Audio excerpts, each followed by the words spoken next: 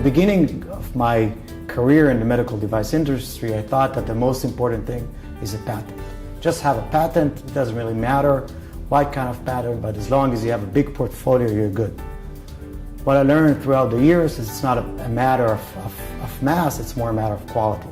You want to have a good patent. You want to have a patent that protects you against your competitors, that gives you a real edge, and makes your competitors' life difficult.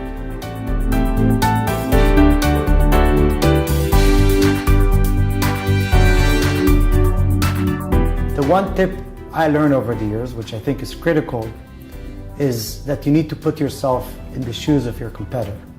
And once you put yourself in the shoes of their competitor, try to see what you need to do in order to copy your device.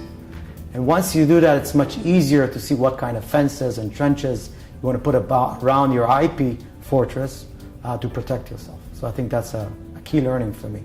What most companies do when they develop patents is they develop patents hafuch. They develop the patents backwards. What do I mean by that?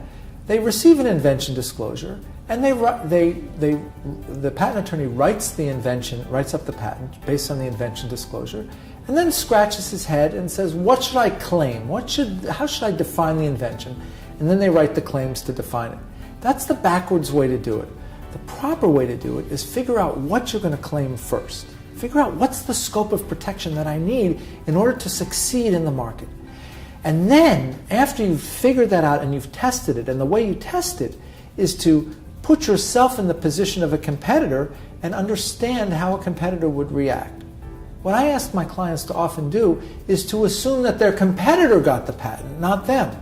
What would happen to your business if your competitor got the very patent that you're trying to get?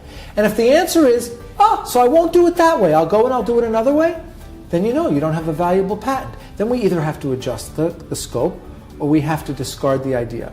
If we can adjust the scope in a way that doesn't cover what existed before and it blocks the competitors, then we've got something valuable and we proceed with a patent application.